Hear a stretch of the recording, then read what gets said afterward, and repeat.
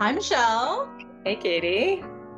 So here we are, episode 32, getting close to the end of the year, Rebel Therapy podcast.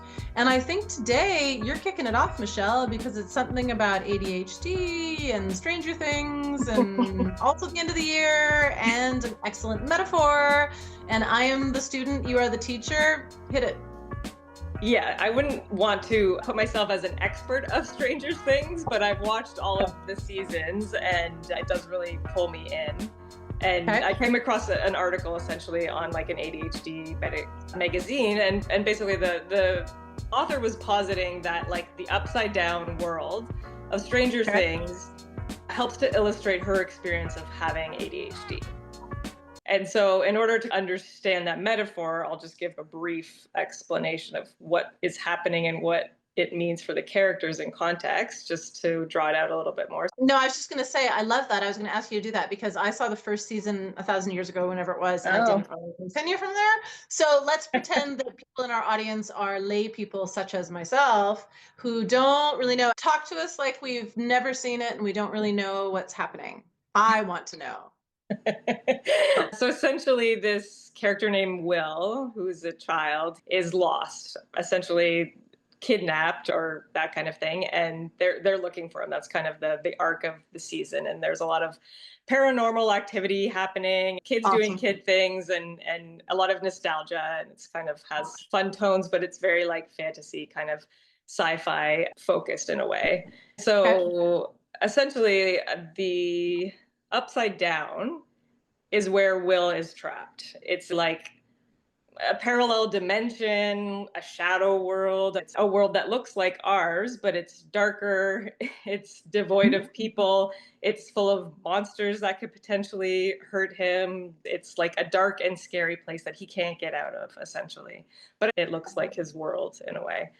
And I think what really struck me about it was that sense of parallel universe, and that there could be this veil between you and the world, right? That you're kind of Yeah. trapped behind. And I think that's partly what the person was arguing in the article. Did I explain it well enough? I can feel the metaphor taking shape. It's beautiful. Okay. Especially this idea of a veil. I mean, when I talk to people, sometimes I talk about like painted glass. So tell us a little bit more about the article and the ideas around ADHD specifically. Well, what I want to kind of talk about first, which I can get into the ADHD side of it, but for me, I think what struck me first, and I think these are actually linked for me, was it spoke to me about my experience with depression. I think depression might have been kind of a symptom of undiagnosed ADHD, which does happen for a lot of people. And anxiety is the other piece. When I was reading that article, I'm like, oh, okay, my experience was depression. This could be a metaphor that speaks to that invisible world people could feel trapped in, a hidden dimension inside you that people can't see and you can't get out of. I feel like it could relate to a lot of different experiences in that way. And I think that's partly why it resonated so much with so many people. It's rare for that to be articulated so clearly and visually in a metaphor in a show, especially such a popular show that reached so many people about adolescence and growing up and all of that. Yeah. I was just thinking about how he tries to communicate. His mom will not give up that he's alive. Like there's a certain point where they're like, he's lost. We're not going to find him. And she's like, no, he's still out there. And he's able to communicate with her through these lights, almost like Christmas lights. There's a point where they're able to communicate through the radio static kind of thing. And I thought that was also interesting metaphor of like the feeling of trying to communicate and have people actually hear you. It's not clear, it's murky. When I'm talking to teenagers about big emotions, part of the job is to find language to describe the experiences they're having. Sometimes we use the same word, but the experience is very different. So often I'll use metaphor, like what you're describing, or I'll use things like colors and shapes and feelings, because blue, if it's aqua blue, that's very specific that I can relate to if you tell me that's what your depression feels like. It helps get past that pane of glass. One of the really isolating aspects of whether it's depression or anxiety or any kind of big emotion that you're struggling with yourself, it's when you lose relationality because the other person doesn't understand where you're coming from, and it's this kind of siloed experience. I think the loneliness is an add-on to that experience that makes it even harder. It sounds like Absolutely. Stranger Things Yeah. is kind of speaking to that concept, right? The isolation of the experience that Will or whomever else is also having. Yeah. Yeah, I think you hit the nail on the head. The idea of an unnameable experience or Yeah. unspeakable place that you're at, you can't describe it. You don't have the language for it. And also the feeling that maybe you're just weird or broken and nobody can Yep. see it, so maybe there's no problem, right? So like why bother trying to communicate where you're actually at? They don't see it anyway. That kind of speaks to the isolation, right? That is one of the main things that stuck with me is that feeling of being lost, right? By yourself and being like, no one can reach me and I can't get out of here. It can be very like despair in a way, right? And yeah, lonely.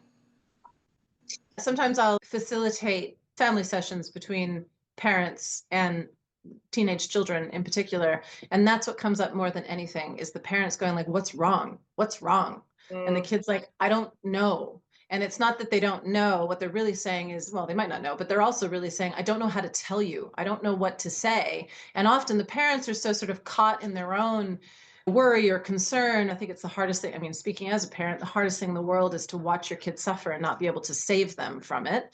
And it gets in the way. So it reinforces that pane of glass, and it makes it so much harder for these two parties who love each other, find each other, connect with each other. And as you tell me a little bit more about Stranger Things, that's what it makes me think of, right? I'm trying to find you and I want to be found, two separate people. And yet the facilitation of that is so difficult sometimes. I can see both sides getting so frustrated. It's almost never, in my experience, a question of love or desire or intention. It's actually facility. It's actually ability to do this. The role of a therapist potentially is to come in and help with that skill acquisition or that facilitation. Because yeah. once the light bulb goes on around, this is what I'm feeling. Oh, that's what you're feeling. Oh, a parent still can't fix it for a kid. But if you can be with them as they're having that experience and really kind of understand where they're coming from, that sense of being allies almost, I think, is very healing. Yeah. And I think oftentimes there's the somatic aspect of it that can help other people understand where you're coming from in terms of like my body feels heavy or like I feel like my voice is not carrying. If we take a step back for individuals who, like people who are listening perhaps, who don't know what somatic means, can you give a bit of a definition? I don't know if I have a proper definition. I think for me, it is the felt sense of the body and how you're making sense of your world through your senses, not just like your ones that we always think of like the major five, but like introception, which is like understanding how you feel internally, right? Either this hurts or I feel this heaviness or tightness inside my chest, right? That kind of felt sense. I think oftentimes people know what that feeling is when you ask them about it, but they don't always pay attention to it themselves. They're like, oh, that pit in my stomach is actually telling me something, or that tightness in my chest is important, or the tightness in my throat. Those body parts speak to what you're actually feeling inside. As I'm sitting with people in my therapy sessions, sometimes I'll say to people, listen, I don't know what's going on in your body. I'm not in your body. I can't feel what's going on for you. But what I can do is feel what's happening in my body as I'm sitting with you. The whole scientific concept of mirroring tends to show up. I can say things like, as you tell me this, I can feel that pit in my stomach kind of opening up, or I feel like a tightening in my chest. And I can say things like, does that resonate with you? And it's amazing how often people be like, oh my God, yes, it feels exactly the same way. It's another way to connect outside of just language, using our shared body experience to Yeah. sort of get into the sense of what depression feels like, or anxiety feels like, or fear feels like. Yeah. And it's another way to sort of connect in a more visceral way. And we don't get caught in concept or definition in the same way. Yeah. Yeah, I think you're right. Like talking about the relational aspect of therapy. That's something I kind of want to come back to at the end. That's part of the story of Stranger Things and how it kind of ends the first season. But Tell us more. I think what I wanted to go back to was that body sensation. I think also what the metaphor helped me access, or even just like understanding my own felt sense of ADHD. And I think oftentimes these like labels, we're often thinking from them outside, like what other people can see. And, it's like executive functions and like, are you always late? Are you whatever? Like all of these things that impact the outside world and relationships. I'm not saying that's not important, but realizing the inner landscape that creates the outside behavior is often not described or cared about because they're just like, well, as long as you can function in society in the way that society likes, that's good enough. And I'm not saying that's Right. very professional, but that's just kind of sometimes the vibe that I get from treatment of ADHD, as opposed to like, oh, actually, no, you have to learn how you function in the world. And that is what matters, how you feel in the world.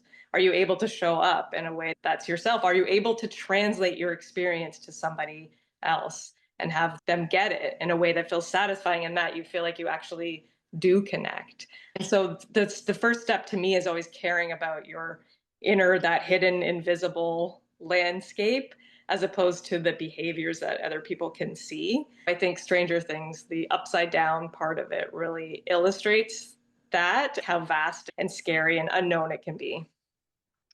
I don't disagree with you in anything that you just said, but I also kind of see the behavior as perhaps a different way in. I hear what you're saying. I think sometimes people are missed, or historically people have been missed because their behavior doesn't seem to warrant any further introspection, right? Fair enough. Often I'll talk to parents who are talking about their kids' behavior specifically because it's what we observe in somebody else. It's the first line of defense, the first way to connect with somebody. I will often say, don't get bogged down. Don't get confused by the behavior. The behavior is a way in. What is the intention underneath the behavior? It's all information. Between the lines, what I'm hearing is that it's a much more holistic experience. So all these pieces, I keep thinking of that metaphor of the iceberg, where there's a little tiny bit above the water and then everything underneath. The underneath might be what is happening internally that you don't have words for, or it might be the behaviors that you don't show. Our experience of the world is both external and internal. As a clinician, as a therapist, it behooves us to keep in mind that the individual is the sum total of what is shown and what is inherent or internal. If we're seeing something over here, then we need to balance it out by the other stuff that we're not seeing. And sometimes I'll say to kids, they'll tell me a whole thing and I'll say, what are you not saying? What are you not telling me? What is the thing that you're not mentioning? And they're like, oh, and there always is something. And then, we can figure it out. But it's a holistic experience. Yeah, I think the iceberg, that's a beautiful metaphor. And you are touching on that kind of relationality, which it sounds like Yes. you're so good at. I just think you are a great therapist. And when you describe that, I'm like, yes, like you're showing interest in their experience, right? Oftentimes people miss that cue of what you're not saying. They're just like, oh, well, they're not saying anything. Who cares, right? Obviously, it's your job to care, but you're listening. Yes. You're listening on a deeper level and with different ears, not just here. You're listening on multiple levels. But I think partly what I was getting at was for the people that are quite invisible in how their behaviors show up, nobody would know there's a problem. I think it is different in behaviors that are problematic. Then it gets like yelling versus whispering. There's still something to understand. There's still something being said. Sometimes the people who yell get a lot more attention. I'm always curious about the person who's whispering. What are you not saying? You look perfect. That's interesting. What is going on there? Right? To your earlier point, whatever you're being shown is only half the story. There's the other part that you're not being shown, especially for teenagers, but adults, anybody is this way. But I think teenagers, because they're trying to figure it out, it's so curated. What are you showing me versus what you are keeping back? And the stuff that they're keeping back is usually the stuff that they're worried about, afraid of, don't know how to talk about, are phobic about, have been shamed for, whatever else, right? And I think that's really interesting. Yeah, I think it's like because you're looking at it through the lens of like a younger adolescence, and I think I'm looking at it the lens of my experience as kind of a later diagnosed stage of D. And so it's like I do have a lot of those internalized layers of shame and hiding and masking. The term masking is just apt, right? It's like you're starting to peel off those masks and be like, who is it safe to actually tell my inner story to? And who actually will care about it? I often find, well, I can get to kind of the end of the point of the Stranger Things metaphor, but like that sometimes when you feel like you're stuck in upside down, like no one cares to find me. Like no one's even trying. Like there's no point in even reaching out. Yeah. And that, but when you're able to get a little bit more support and make that shift internally, I often find that the people in your life are open to it. They're just like, oh, I didn't know, or I didn't get it. You have to be like, oh no, there's more to this story. And then they do care. It's that miscommunication where both Yes. people are caring, but they're not actually feeling the care for each other. Can't you see that I care about you? Well, I don't feel it. Right? Right? Yeah, that words, Yeah. just words, Yeah. right? Like it Yeah. doesn't, you don't feel it. And so that's the main thing of the ending of the first season. His mom won't give up and his friends won't give up. They come to believe that he's still alive and they can get him back and like that. And then they do, basically. And it's Success.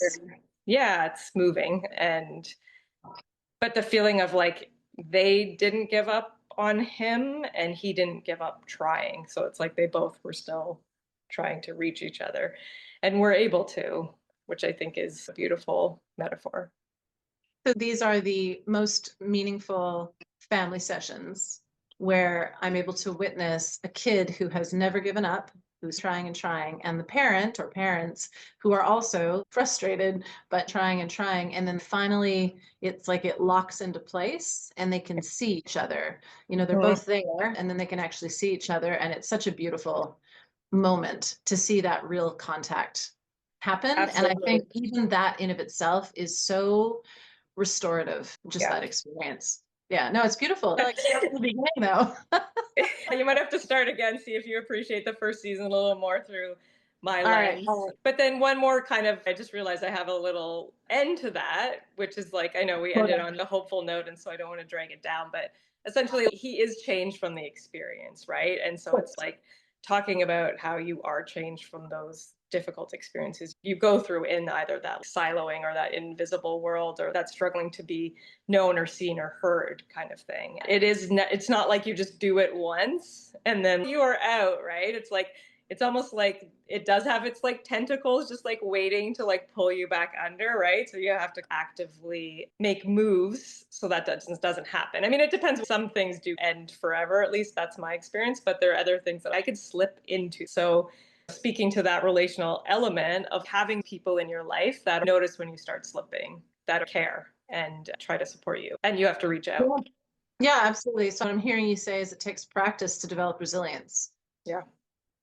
Life is complicated, life is rich. That means it's going to be painful at times. But every time I see a kid develop a sense of independence or success in something that they've striven to achieve, and then they achieve it, there's a little more piece of autonomy, a little more of that puzzle that comes into being, and they develop a little more resilience and a little more tolerance for difficulty. These are positive, these are wins. Take the win, right? Life is hard at times. It's not about it being easy. If it is easy, fabulous, lean in, as we've talked before. But for those times that it's not easy, can you keep moving? Every time you can, you build a little more resilience. And that's part of the key to living the life you want. Absolutely. And I think it is kind of just accepting that relationship with resilience. I think definitely for me at first, I had a lot of resistance to it. It was just like, why can't this just be easier? Why can't this just be over? No, this is what my life looks like. And it has a lot of richness and depth because of it. Like, what am I actually gaining from this resilience? Even though I wouldn't necessarily ask for it, it is actually giving me a lot. Yes, I love it. I think that's perfect. Well, thank you. I am quite interested now in watching this series. Ooh, A exciting. big ending for the season. Anyway. Yeah, so that's partly why it came up, right? The last Yeah. season is on now and it'll end on New Year's Eve. And so there's just like, it's in the air. And so I felt like I got hooked back into it and I'm like, oh yeah, I did care about that. And that describes something that was really meaningful for me. Thank you for bringing it. I don't know if anybody's watching it or they have watched it or they have experienced any of the things that we've just discussed. We'd love to hear from you. So drop us a comment and as always, like and subscribe. Thank you. Bye.